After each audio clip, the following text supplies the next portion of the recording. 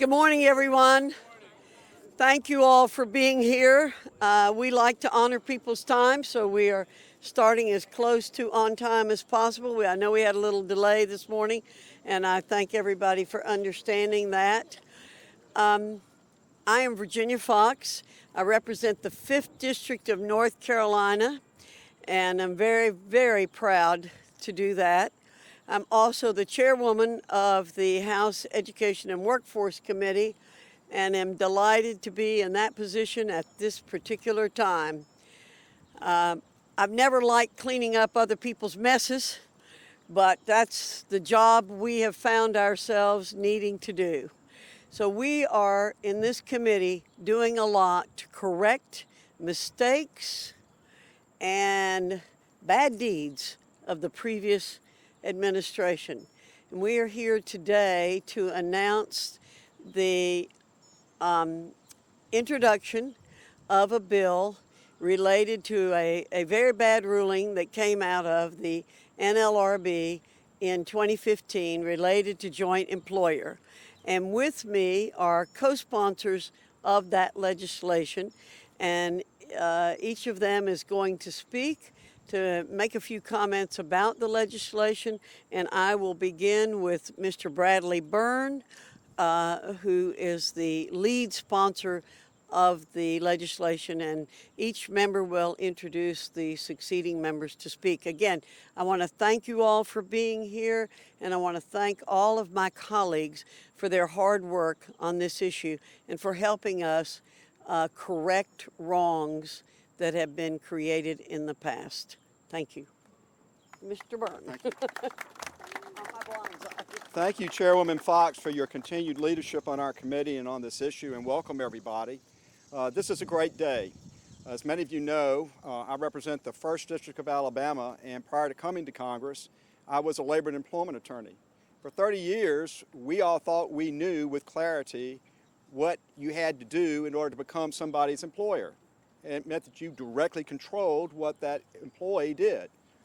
And then the National Labor Relations Board, and also under the Fair Labor Standards Act, we had a shift. And we not only introduced uncertainty in it, we caused a lot of problems for people. Now look at it from the standpoint of the employee. You thought that the person who signs your paycheck that you report to every day and tells you what to do, you thought that was your employer. And then you find out that in addition to who you thought your employer was, there's somebody or some company that you've had no contact with, and now somebody's saying that also is your employer. That's pretty confusing to the employee.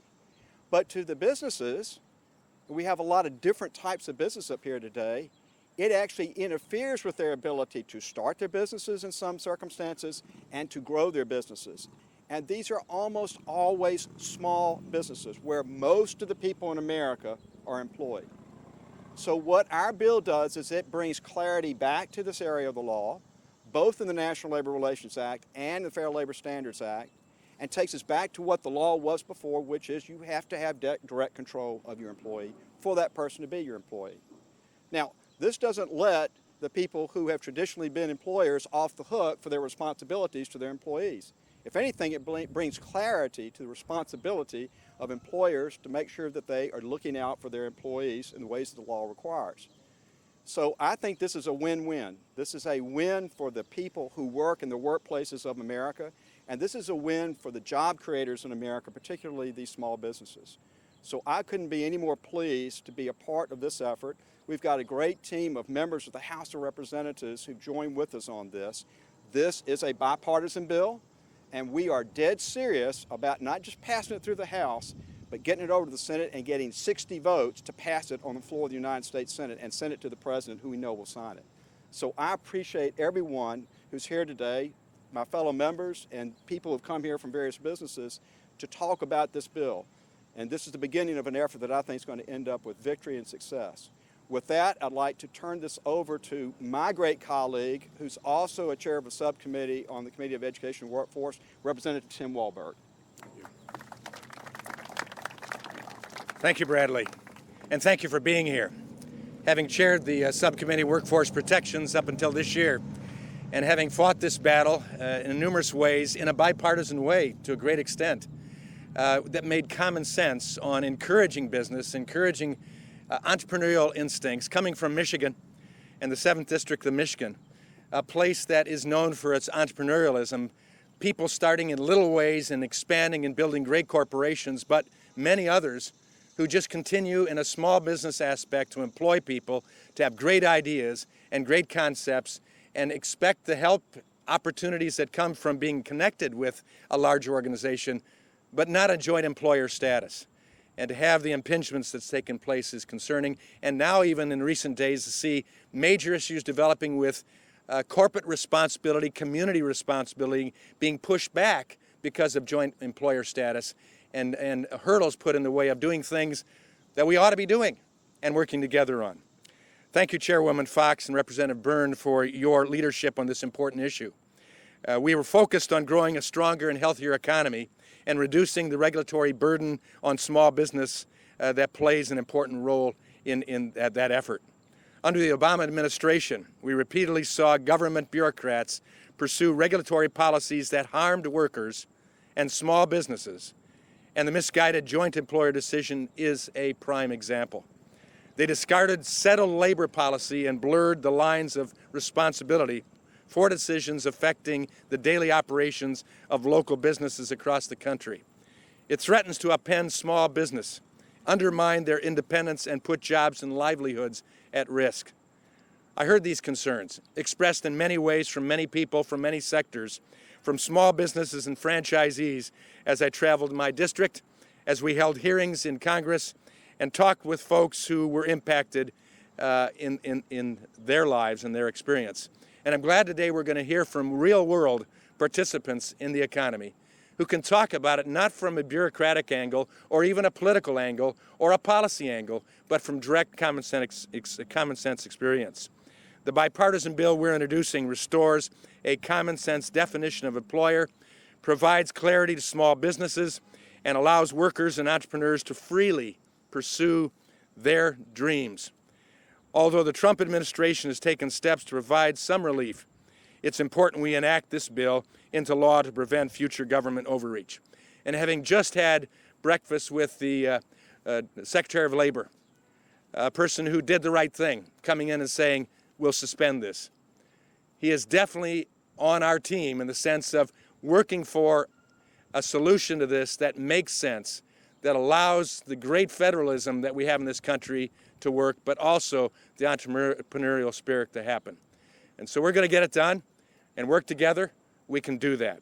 It's now a deep privilege to introduce our next co-sponsor, the great worker and gentleman from Texas, Representative Cuellar. Thank you very much, Mr. Chairman. I certainly want to thank you, Chairman Burns, and of course my classmate Virginia and I that started together here in Congress. I want to say that I really appreciate being here. I'm from Laredo, Texas, South Texas, where it's usually 105 degrees. So I'm glad that we got this cool morning to do this press conference here today. First of all, thank you so much for being here. As it was said, and I think our labor attorney here said it well, for more than 3 decades, the joint employer standard was the cornerstone of labor law. It protected businesses from undue liability involving employees over which they did not have the actual or the direct control. We know what happened in August of 2015, that decision that came out. That decision ignored years of legal precedent and created an environment of uncertainty that will put pressure on primary companies to assert more authority over their contracted small businesses and franchises to limit new potential liability under this federal law. This is not, in my opinion, and I'm an attorney and I've been a small business owner, so I know what it is to be a small business owner, so I know what it is to work with employees, and I don't think this is a Democratic or Republican issue. It's something that we got to do because it's the right thing to do for the small business owners that we have. This joint employer decision is a major threat to the life of franchise industry and to the dreams of business ownership for millions of Americans. And I've heard this message loud and clear from my businesses in my district, from San Antonio all the way to my hometown in Laredo to Mission, Texas. Franchise businesses in my state in Texas provide over 635,000 jobs, contributing over $31 billion to the economy, including nearly 12,000 of those jobs in my district alone. That adds about $500 million to our economy. I've talked to them. I have spent time with them. I've been at the restaurants. I've been with them. We've sat down, and this is real. This is not one of those hypothetical situations. It's something that's real, and this is why this bipartisan legislation will be important to those small businesses. So again, small businesses should at least get something from the government, from the federal government, and that is do no harm. Do no harm to those job creators, because after all, those small businesses create 2/3 of all the jobs that we have. So I certainly want to say thank you so much to my colleagues, to the leadership, to the chairwoman, chairman, and of course my appropriator friend, Mr. Andy Harris. We served together in the appropriations, and he and I, he's been taking the lead to make sure that we provide employees to some of the industries that have been having a difficult time getting their employees. So, ladies and gentlemen, my friend, Congressman Andy Harris. Thank you very much, and I want to thank the chair lady of the committee. I want to thank my colleague from Alabama for introducing this common sense legislation. As my colleague from Texas has said, we serve together on the Appropriations Committee. I serve on the Labor Subcommittee. We've been trying for a couple of years to temporarily put a halt on this while we can get the common sense solution that we need, which is this piece of legislation. Look, I have thousands of small businesses in my district, as most members do, hundreds of them affected by this legislation, and they don't need temporary fixes. They need a statutory fix, a fix in the rule of law. That's what this does. That's simply what this bill does. So we just have to get this done because, as Mr. Cuellar has suggested, what businesses need are certainty. They don't need the certainty from one year appropriations bill to the next. They need the certainty of a permanent change in law that for all intents and purposes, if we ask any person on the street who an employer is, they wouldn't come up with the NLRB definition. They would come up with the definition in this bill. That's what Americans expect from their government. That's what they expect from Congress. So the sooner we can get this done, the better, and again, restore the small business economy to large parts of each and every one of our districts. Thank you. Right. Good job, Andy. Do we have Mr. Brady? Come on, Mr. Brady. Good morning. Morning. I'm glad to be here on behalf of the National Franchise Association. My name is Ed Brady. I'm a Burger King franchisee from Baltimore, Maryland. I own one restaurant. I am a typical example of what this bill would do to help me gain certainty in operating my business. I began as an employee working for another Burger King franchisee in 1988. And I ran that restaurant in every position, from crew leader to assistant manager to restaurant manager to district manager, and finally to the position of director of operations for 15 Burger King restaurants. In 1989, I purchased my first Burger King restaurant. 5 years later, I had to close that restaurant because of low sales. So I know what failure feels like. I've been there. After that, I worked for a couple other franchisees, Pizza Hut, Burger King, and finally I started opening payphone companies. Now, can you find a payphone in this city anywhere? So when I had the opportunity to get back into Burger King in 2000, a Burger King franchisee, local franchisee in Baltimore, asked me if I would like to get back in Burger King because he wanted to reopen some Burger Kings that had been closed. I said, sure. As an equity partner, I sold my payphones, one of the best decisions I've made, and got back into Burger King. And I worked with that franchise from 2000 to 2010, and again had the opportunity to purchase another Burger King restaurant, and I did. Now I operated that one restaurant in Baltimore with 27 employees, one of whom is my son, who one day I would like to turn that restaurant over to. I employ people from the neighborhood. All of my males have been incarcerated. They've been in the criminal justice system. A lot of the females that work for me are single parents who are trying to work and add additional income to subsidize their family assistance. I have teenagers working for me who want to learn and get the experience, but also don't want to be a burden on their parents. Each one of my managers came up through the system. Each one of my managers was an hourly employee. My restaurant is a staple in the community. And as an example, 2 years ago, when they had the uprising in Baltimore, when they had the unrest, my restaurant is 2 blocks away from the unrest. I had neighborhood men stand on my parking lot all night to keep my restaurant from being vandalized. And I appreciate that. And they told me that they didn't want anybody messing with their place to eat. So we've been there. I love it, and I just want to thank all the elected officials who are here today. I want to thank my friends in Congress, Barbara Fox, Mr. Wahlberg, who's been to my restaurant. They've been to my restaurant. Yeah. She, Andy Harris, they've been in my restaurant. We sat down and ate lunch, and they've seen what we do. I just want to thank them for taking the time again to understand and make sure that local businesses, small businesses like mine, need that certainty to expand, because the larger franchisors now see me as a risk. They don't want me to go any further because they think that because I'm a small franchisee, I don't have the resources to be able to fight off any threats that they have. So now they're turning into larger franchisees, super franchisees within a corporation, because they have the human resources and the attorneys to fight off any suits. I am an endangered species within the franchise system. The franchise system won't exist unless we get this certainty. I want to thank the members of Congress here today. I want to thank the Council to Save Small Businesses. And I also want to thank each one of you for listening to my story and for being here and showing your support. Right. I'd like to turn it over now to Ms. Christy Arlen, a local business person in Washington, D.C. Good job. That's great. Hi, everybody. Thanks so much for having me here. My name is Christy Arslan, and I am the co-owner with my husband of Pop Republic Gourmet Popcorn. You may have seen our food truck around D.C. We have a popcorn food truck that goes all over the D.C. metro area. We also have a store in the Alexandria area off of Duke Street. And we are a small business. We just hit our 5-year anniversary this May, and we are looking for growth opportunities. When we planned our business and started our business, one of the key growth opportunities we were looking at in terms of expansion was franchising. We always had the vision of franchising. We thought it was a great way to grow our business quickly. And in my efforts and my memberships in various business associations, I came across an article about joint employer. And when I learned more about it, I realized the potential liability that would put on us if we took both the expensive route of franchising and what that could mean to us as franchisors.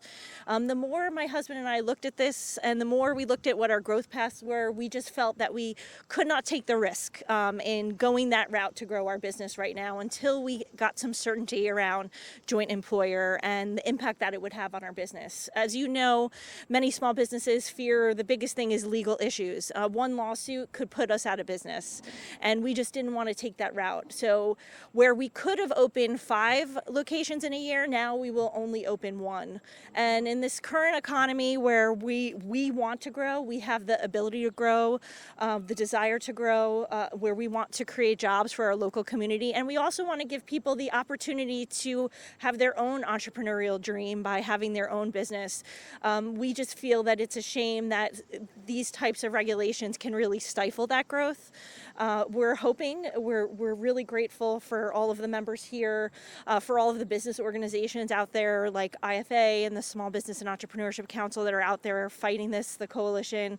And again, for us, the hope is that we will get some certainty so that we're able to take our business to the next level quicker, faster, and help create jobs. Great. Thank you very much for your time. Great.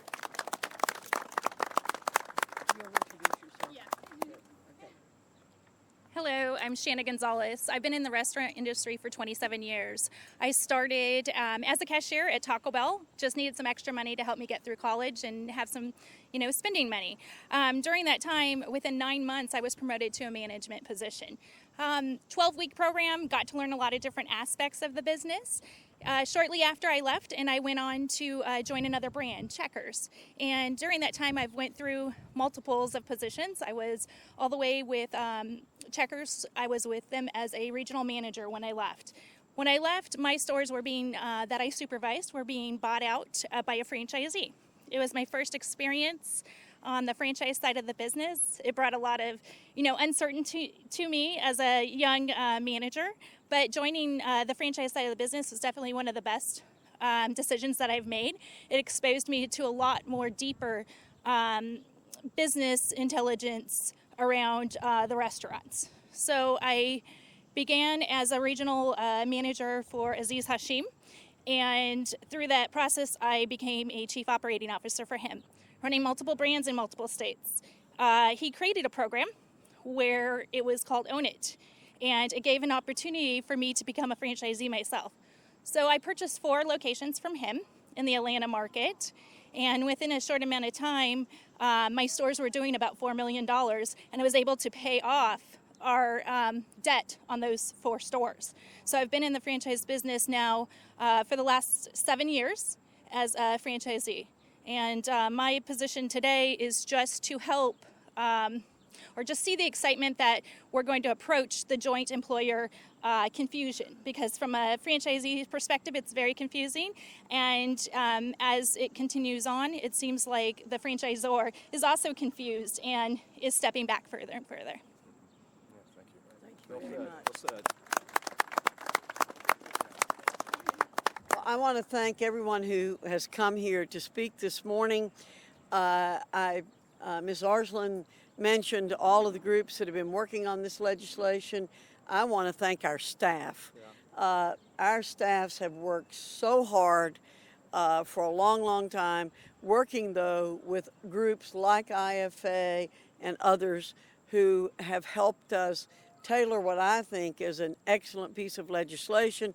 It's a page and a half long, which is great from my perspective. You want short legislation, to the point, and we're, again, as everyone has said, very optimistic about it. If anybody has any questions, you've got lots of expertise here, and welcome questions from the group.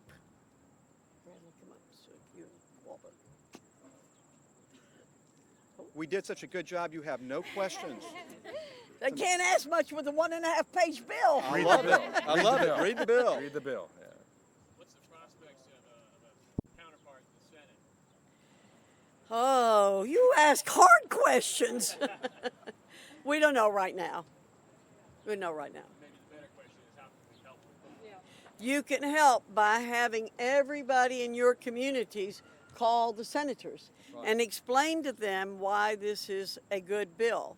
As Congressman Burns said, we're very optimistic about getting it out of the House because there is a lot of interest. As most of you know, many Democrats have signed letters urging that this ruling be rolled back. So we expect good support in the House, but we all know about the Senate. All of you know about what happens to bills when they go there, unless people like you and others let them know how important the issue is. It is important to say this, however. This is not a messaging bill. The message has already been sent to us by the people you heard that spoke at the last. We've got the message. Now it's time to pass a bill, and so we are absolutely dead serious, not just passing this through the House, but passing it through the Senate also and getting it to the President's desk, and he will sign it. Chairwoman Fox, have you had discussions with leadership at this point about when the bill might come to the floor for a vote? Not yet. We have not. We're so happy to be introducing it this morning. Will it be going through a markup process in the committee sometime soon or after the August recess? Well, you know, Emily, we do everything through regular order in our committee, right? You've observed us, so we will go through regular order. And we've already held a hearing on this topic, Right. so the hearing part, I don't think we need to do that again. No. So just need to do the markup. Had many hearings. Yeah. I'm a ServiceMaster owner, and I've got hundreds and hundreds and hundreds of colleagues around the country. So are there any particular senators who could be most important to talk to start the process? Do you have a counterpart on the other side? Well, Senator Alexander is the chair of the Help Committee, Right? and we believe he will be very sympathetic. But you know, the Senate is almost equally divided. So we'll work with you on some folks to talk to. Yeah, the best senator for you to talk to is your senator. That's right. Of course. And that's true for all your colleagues, because sometimes people don't realize this, but we have to run for office, and the people that vote for us or don't vote for us can have a real say with what we're doing up here. So I hope everybody will contact their 2 individual senators on this from whichever party. We need bipartisan support to pass this over there. I mean, as you've heard the testimony this morning, it's clearly nonpartisan. This is a common sense proposal, and it's hitting on all issues, whether it's the free market capitalist entrepreneurial or whether it's community responsibility. All of that goes in there. It goes from the large corporation idea on down to the smallest one-man shop. It's an important thing, and I think it touches everybody. And if we talk at it in common sense and get away from the idea that this is from one perspective, which it isn't. I mean, you heard the story, Baltimore, for instance, and I was in that place, watching what was done there, the impact on the community, impact upon people who come through the corrections system and now are out and getting their first start. It's a beautiful story, and it's one we ought to tell to every single senator. Thank you all very much. We're here. We'll come over there. Welcome.